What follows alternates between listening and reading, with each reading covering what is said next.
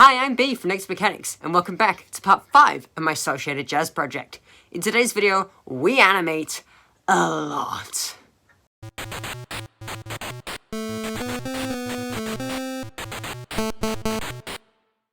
So for those of you who decided to start with the final part, here's a quick recap. In part 1, we made a rough 2D animatic of our animation. Then we made the car mode in Blender, utilizing grease pencil and cel shading.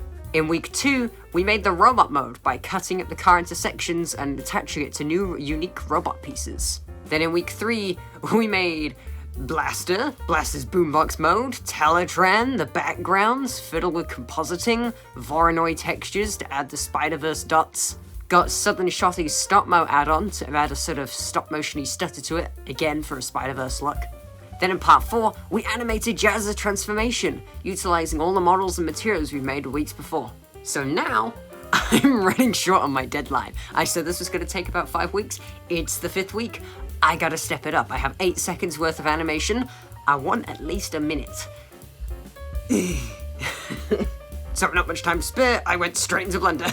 In my animatic, I want Jazz to put down Blaster in his boombox mode and start dancing. Now this is actually harder than you might think, because I need him to realistically hold a boombox. So there's a couple things I'm going to do. The boombox is actually made up of multiple components. For each different color, it's a different piece.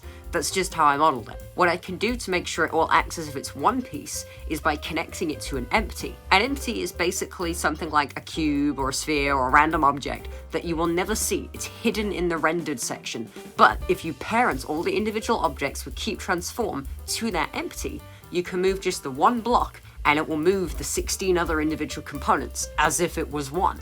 With that, we can take that empty and make it a child of constraint with Jazz's hand. It was a little bit fiddly making sure it actually worked correctly, because originally my geometry origin was a little bit off and so it was wonky and I had to manually tweak it.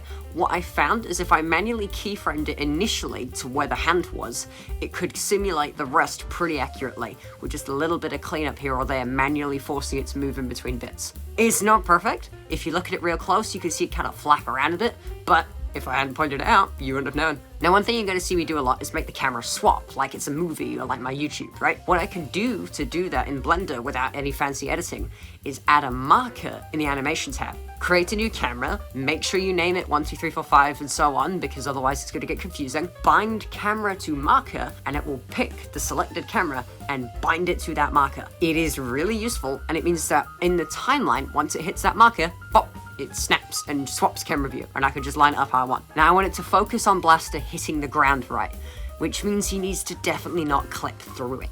What I can do is actually add a floor constraint to him, which means that once he reaches a certain distance, he stops going down. It forces him to stay on that floor layer. I can then just keyframe the child of constraint turning off, animate Jazz's hand out of the way, and because the buttons are a separate object with their origin in the correct spot, I can just rotate them and they look like they're moving, and that's that. So now that we've done that, we need to make Jazz dance. And to do that, I need a reference. So I set up my camera and got myself dancing and recorded it. I'm dancing to Autobop, it's from the June 1 cartoon, it's fitting, and I didn't necessarily import this into Blender and trace it or whatever, but it was good to have a good reference of what sort of beats that fit. And what I was noticing is a lot of the sort of bouncing up and down, the arm dance. I really wanted to make sure I have him do a little spin like he does in the cartoon. That's one of his most iconic bits I've seen him do in dancing. I might also use sometimes movie clips like the Bonnie Maguire dance and stuff just to get a little bit more going on. But overall, this isn't to copy, this is more just to inspire. Once that's set up, I made sure that he was in the right spot, and I made him dance. It's really tricky to explain what I did because all I really did in a technical standpoint is I would pose him in the spot I want, insert a keyframe, and play it over and over. Does that move right? No. Tweak it. Does that move right? No. Tweak it. Until eventually I was happy enough with it. And I'm aware the movements are a little stiff and wooden. I'm still getting used to this. I've been animating for 2 months. I know it's a bit jank. A lot of time I'm trying to make sure that it sort of has beats to it, and I'm not too worried about the speed. I want it to be mostly alright, But the problem I have is that my computer plays it back a lot slower than it actually is because it lags. So I get it good enough and then I'll tweak the speed later on in DaVinci Resolve. I'll edit it all together. That's a good point. I don't have a computer that can render really quick. So most of the time, every time a camera swaps, I usually have that as a separate clip rendered. Sometimes, if I've got enough done in a day, I'll have them all as one bit, and then I will render them overnight, and then I will edit it as I need in the morning. But I did often use the camera swap as a natural stopping point for when I need to go to bed, because I was animating till midnight to make sure this came out on Wednesday. So it was just lots of dancing and referencing and animating and tweaking and finessing, and eventually you got to a stage where we could start adding in Optimus Prime.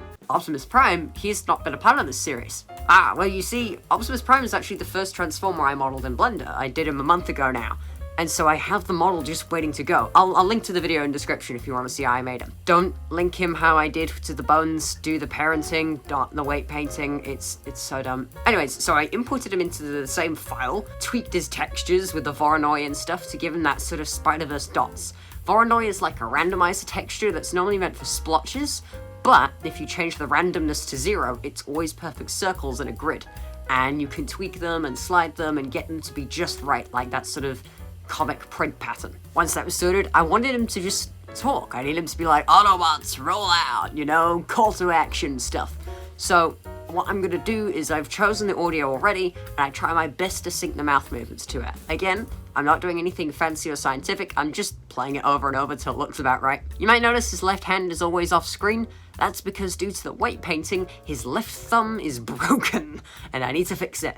But I didn't really have time to fiddle with that, so I just kept it conveniently out of camera shot. Once I animated him wiggling while talking, adding the keyframes closer together so that when a random fire goes off in the background, he could just snap, moving really quickly. The closer the keyframes are together, the quicker the movement. I did try animating an explosion going in with a cube with an emission on it, so it looked like it flashed, but I accidentally hit it when I rendered. So in the end, I just used DaVinci Resolve's glitch transition to add a sort of Spiderverse jittery bleh. Finally, I went to the compositing tab, got a picture of horizontal lines, keyframed them going down slowly, added a blue tint, mixed it all together, and that way it looked a bit like an old TV monitor with the computer scan lines. Somehow, I managed to break it. I don't know what I did here, and I don't know how I fixed it, but I did. This is the thing that happened. So Optimus' scene feels a little bit separate at the moment. I'll explain why in a minute. First, we need to make Blaster transform. He's the communications officer, right? He needs to communicate and talk. So we're gonna make him transform, and all I did is I just hit the Boombox mode in the render, made the camera snap to the new section so it could see, swapped him out with the mid-transform model, which is the robot all squished into the Boombox shape. Tried my best to make him transform. Now, his model was not designed very well. The object origins were all misaligned and wonky and stupid, so I just manually forced the blocks to move about right by hand. It's not perfect, but it works for a 2-second scene. Then I just keyframed it sliding right through the ground, hidden out of the way, and made the robot mode drop in from the top, sort of mid-squat and stretching to sort of make it more seamlessly transition. And again, DaVinci Resolve was my friend, and I can edit it as I need to. So now we need Blaster to walk over to the monitor. Walking's hard. There's a reason that people make walk cycles and just import and reuse them. Me?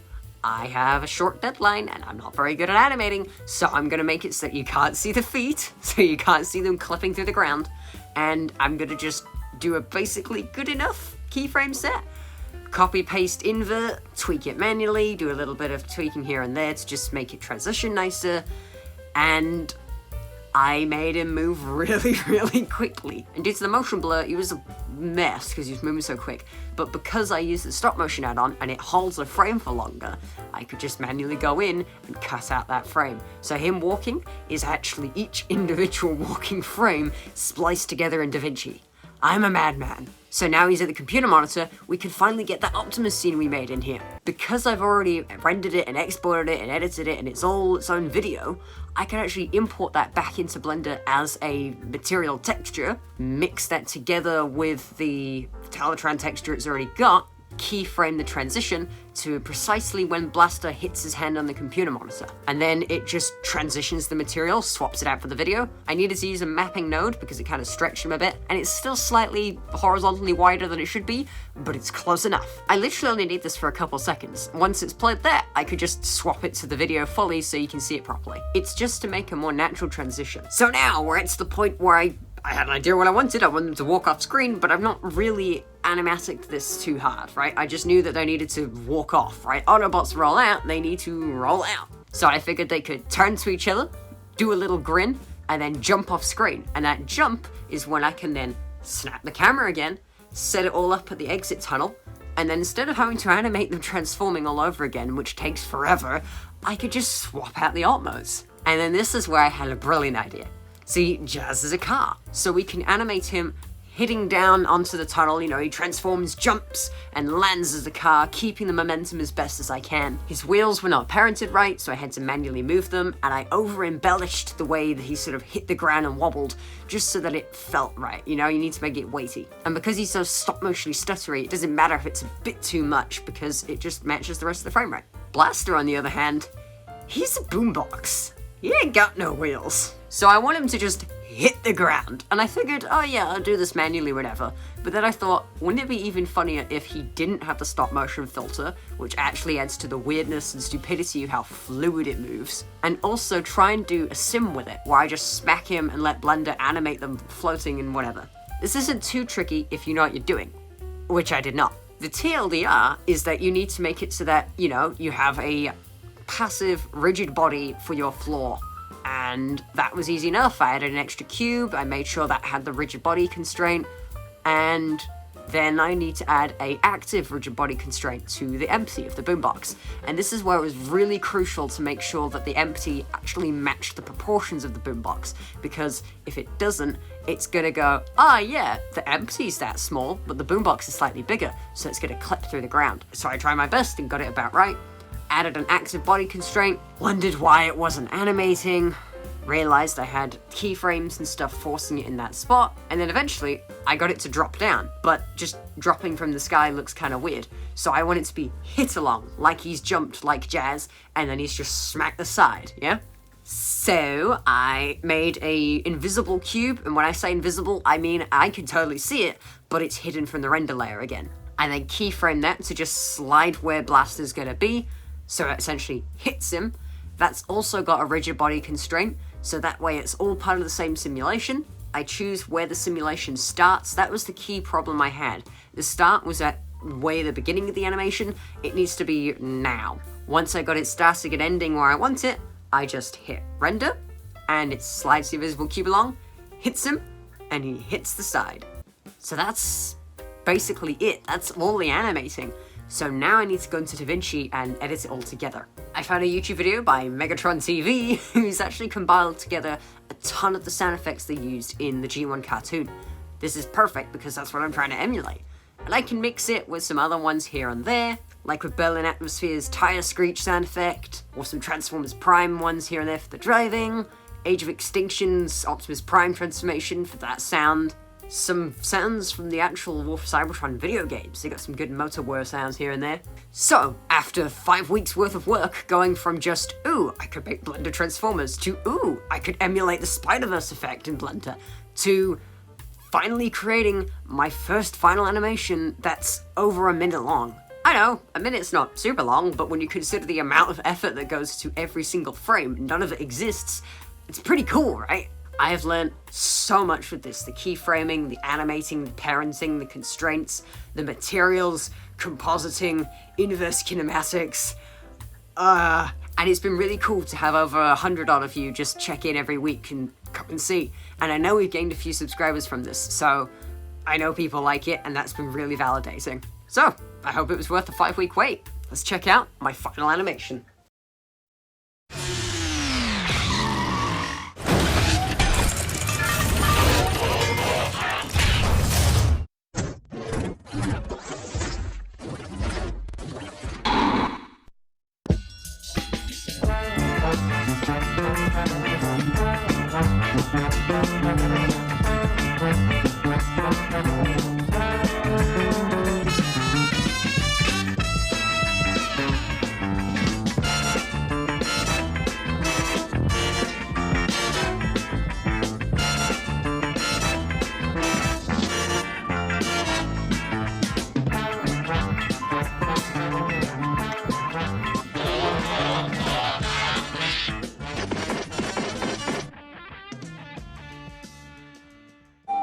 Autobots, transform and roll out.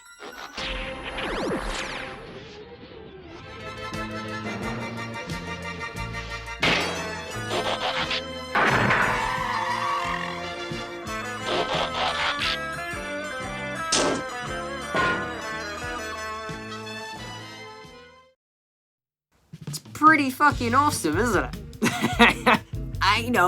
I know. Some of the movements are a little jank, some of the sounds are slightly out of sync, some of it just doesn't work.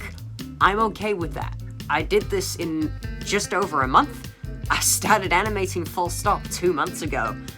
No shit, I got room to improve, but I've been able to with the help of people like Dika24, Kenneth Lewis Wilkins, Daniel Medella. Thank you so much for all of your help and support and all the comments and feedback. Those tweaks and stuff that you recommended on the Optimus video and since then have helped me go down the right rabbit holes to figure out and improve fastly. So what do you think? Is this a significant improvement over Optimus Prime? I certainly think so.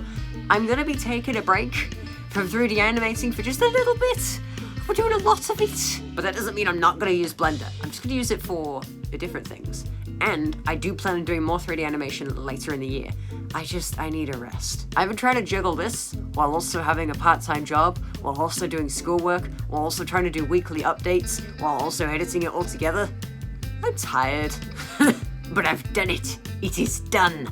And yeah, I might not be doing any more animating with it for just a little bit, but if you come back next week, you'll see how I'm using Blender for cosplay. Yeah. Make sure you subscribe so you can check that out, and I'll see you next week. Farewell!